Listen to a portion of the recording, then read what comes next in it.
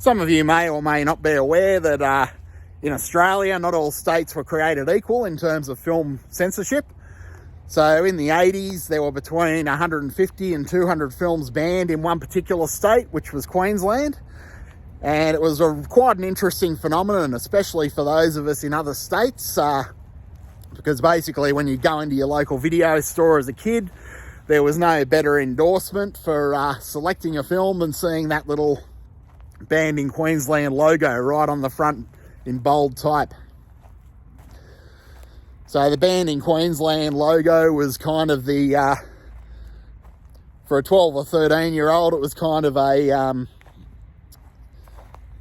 a Michelin star rating or something like that. A Consumer Choice Award.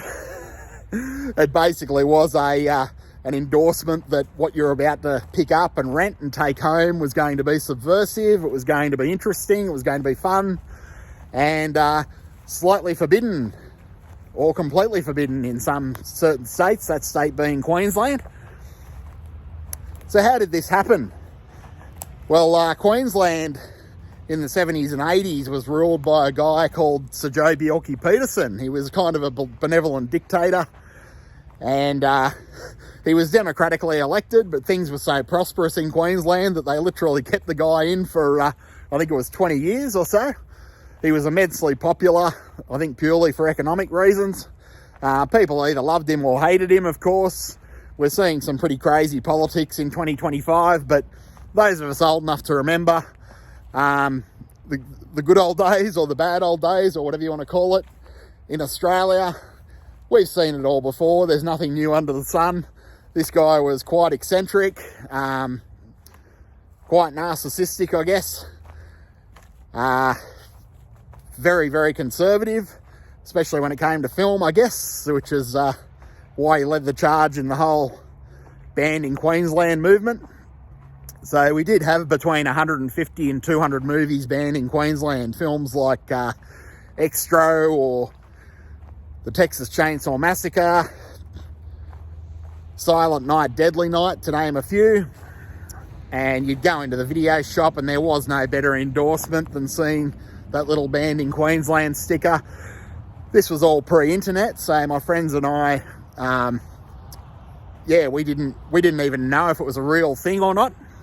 For the longest time, we thought it could be a clever marketing ploy, which it definitely would have been a clever marketing ploy if the legislation hadn't existed in Queensland, because human nature is always to want what someone else can't see or can't get.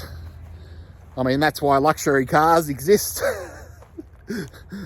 and beachside homes and so on and so forth. It's the cynic in me as an older person thinks that a lot of the allure is the fact that these people have something that they know someone else can't have.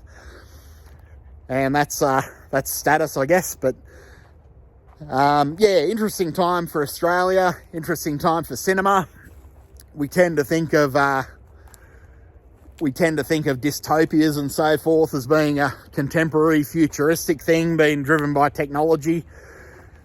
But the whole banned in Queensland movement of the 80s does show you that even back in the day, it was kind of easy to oppress an entire population. I mean, Sir Joh was he was a little bit of a narcissist, to say the least, and ruled with an iron fist of sorts. Even though he was democratically elected, he did take the full advantage and push the envelope as far as he possibly could within those parameters, and banned in Queensland was part of that.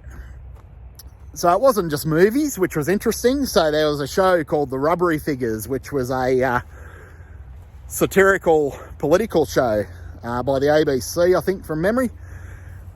So The Rubbery Figures was basically rubber puppets that were lampooning politicians. So Joe's character was called Joe Bonkers Bananas. Queensland, of course, is very famous for bananas, growing bananas and sugarcane, or at least it was before all the industry got shipped overseas, I guess. So the Rubbery Figures, so Joe even went as far as to ban those in Queensland, which was interesting. They weren't televised. I believe. And there was even a Rubbery Figures record featuring Sir Joe Bonker's Bananas. I think that was banned in Queensland. Queenslanders, please correct me if I'm wrong, if the Rubbery Figures were televised in Queensland, but I'm pretty sure that I remember at the time hearing that they were banned by Sir Joe, and it wouldn't really surprise me. And if that's the case, then it does give us an important lesson about censorship. I mean, you personally might not enjoy the Texas Chainsaw Massacre or Extra or Blood-Sucking Freaks or whatever it may be, but it is a slippery slope between tasteless exploitation movies and banning those and banning political dissidents in the form of satire, which apparently that's exactly what happened with the Rubbery Figures. So you not only had these between 150 and 200 films banned in Queensland, you also had political satire banned in Queensland, apparently. So, yeah, it was a pretty special time for the rest of us, of course, because, as I said, those little banned in Queensland logos printed into the VHS or beta cover art were very much a ringing endorsement for us as teenagers wanting to watch something cool or something shocking or something subversive. And it kind of had the opposite effect in the rest of the states. It basically highlighted these movies as something that might be worth seeking out to all of us young whippersnappers. Whether it ruined us as a generation or made us better people, that's up for debate, I guess. But the important thing was it was a little bit of a middle finger from the rest of the states, I guess, to the censorship of a single state. So if you've made it this far, I'd be keen to, if you are from Australia and you're a little older, as I am, I'd be keen to hear what you thought of the whole ban in Queensland phenomenon. Do you have any special memories of the ban in Queensland phenomenon? If you're in Queensland and you were in Queensland back in the day, how was the experience for you of not being able to see these movies? Or were you able to see these movies with the help of people in other states? So I'd be interested to hear those stories as well.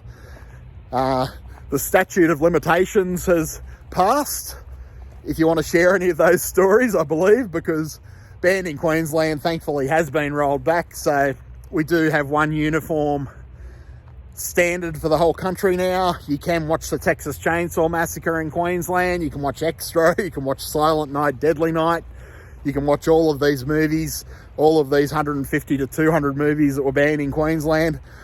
There's not a great deal of information on the ban in Queensland phenomenon online. I'm guessing because the government now finds it a bit embarrassing that they intruded so heavily into people's personal lives. You can find a little information. I'll leave a link in the comments to a guy that's done some exhaustive research about the full list of movies that were banned in Queensland. So that one's in the description if you'd like to check it out, and go over to his site and give him a bit of love. And if you made it this far, by all means, you can really help out the channel if you like, subscribe and share. And as I said before, if you have any special memories of the ban in Queensland phenomenon, whether you're a Queenslander or whether you're from elsewhere in Australia, I'd love to read about those in the comments. Thanks for that. Until next time.